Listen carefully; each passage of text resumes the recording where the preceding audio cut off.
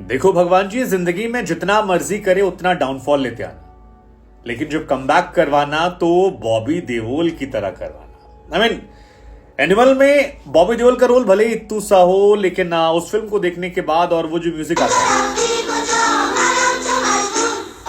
हाँ, सबको यही लगता है कि यार ये आदमी इस फिल्म में और क्यों दिखाई नहीं पड़ता। मतलब यार it deserves to be there.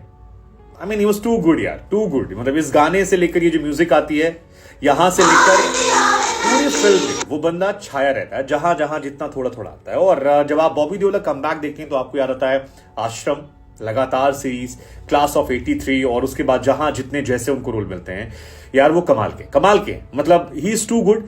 वो बॉबी देओल जिनकी आवाज उनकी ताकत है, मतलब वो भारी भरकम आवाज जो उनकी निकलती है एकदम ऐसे वाली, उसको म्यूट करवाने के बाद साइन लैंग्वेज में आना, छाना और रणवीर के साथ उनकी जोड़ी के नजर आना, वो -8 में उनका शर्टलेस शूट करना और 55-56 साल की उम्र में यार इतना बढ़िया बॉडी बना के इतना अच्छा शूट करना। आई मीन मुझे लगता है इस फिल्म में रणवीर कपूर जान है, आन है, मान है, शान है, सब कुछ है। लेकिन दर्शकों को इस फिल्म से सिर्फ एक परेशानी थी कि यार बॉबी देओल का रोल आपने क्यों बड़ा नहीं किया। और बॉबी देओल से मुझे सिर्फ एक शिकायत थी यार, वो रणवीर की बात मान लेनी चाहिए थी कि मतलब जिंदा रहेंगे, नेक्स्ट फिल्म में आप नहीं नजर आओगे यार, हम आपको देखना चाहते थे सेकेंड वर्जन में भी। प्लीज यार कुछ भी कर दो, बॉबी देओल का नया वर्जन। आई मीन क्या बढ़िया बेहतरीन एक्टिंग यार। वो इंसान जो जिंदगी की गर्दिश में चला गया था, वो इंसान जिसने सपने देखना छोड़ दिया था, वो इंसान जिसे लोगों ने ट्रोल किया था, जिसके नाम पर मजाक उड़ा रहे थे, अब वो बंदा स्टार है, स्टार से भी ज्यादा है। और बॉबी देओल इस फिल्म में एक अलग लेवल पे नजर आ रहे हैं। बॉबी देओल ने हालांकि कहा भी कि काश मेरे पास कुछ और सीन्स होते, लेकिन जितना भी उन्हें मिला ये उनकी फिल्म में उनकी अहमियत को दर्शाता है। इनफैक्ट जो शादी वाला सीन है जहां पर वो जो पता लगता भाई की डेथ हुई, एंड देन वो जो खून वाला सीन जहां वो ऐसे करते नजर आते हैं खामोश करते हुए, यार भाई साहब उसने जान डाल दी है, जान लिटरली डाल दी है। सनी पाजी के ऑरा के सामने बॉबी हमेशा दबे रहे। पहले धर्मेंद्र जी, फिर सनी जी, बीच में भय देओल भी उनसे आगे निकल गए थे।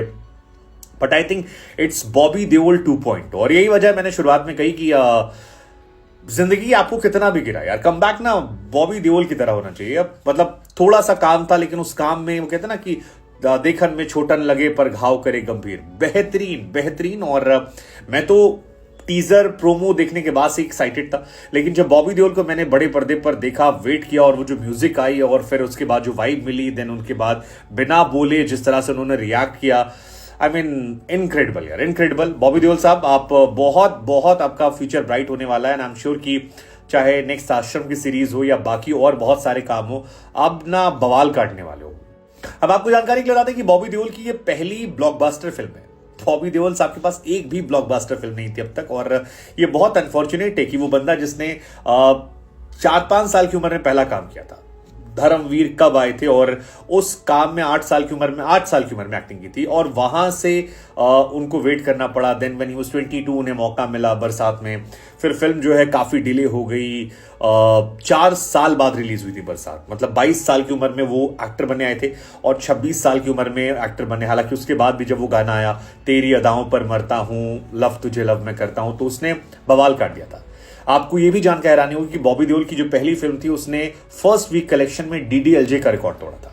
डीडीएलजे से ज्यादा पहले दिन और वीकेंड में ज्यादा पैसे कमाए थे, और ये उस टाइम का रिकॉर्ड था। डीडीएलजे ने 55 लाख पहले दिन कमाए थे, इन्होंने उस जमाने में 68 कमाए थे, और 2 करोड़ का बिजनेस किया था इन्होंने उस जमाने में वीकेंड पे, जबकि डीडीएलजे जो थी 1.56 थी। बाद में डीडीएलजे काफी बड़ी फिल्म हो गई, और बरसात को भी लोग याद रखते हैं। बरसात के बाद भी कुछ फिल्में हिट हुई थी। गुप्त अच्छी गई थी, सोल्जर अच्छी गई थी, बादल अच्छी गई थी, बिच्छू अच्छी गई थी, लेकिन फिर बॉबी देओल का एरा खत्म हो जाता है, या फिर आलतू फालतू फिल्में मिलती हैं, कहीं साइड सपोर्टिंग रोल मिल जाता है, गायब हो जाते हैं, डिप्रेशन में जाते हैं, और र्यूमर्स निकल कर आते हैं बहुत सारे डीजे विजय को लेकर, और एक अच्छा खासा एक्टर, अच्छी खासी फैमिली का बर्बाद हुआ था, नशे में चूर, सब एकदम गांजापन जितना। लेकिन अगर बॉबी देओल को पता होता कि डेस्टिनी ने उनके लिए क्या बचा कर रखा है, तो शायद वो उस वक्त भी फूले समाती। यही होता है, किस्मत बहुत कुत्ती चीज है, आपको कभी हार नहीं मारनी चाहिए।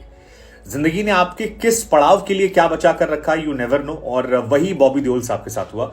40 साल में उनकी केवल 6 फिल्में हिट, 40 फिल्में हैं, 28 साल में 6 हिट रही हैं, बाकी सब फ्लॉप रही हैं।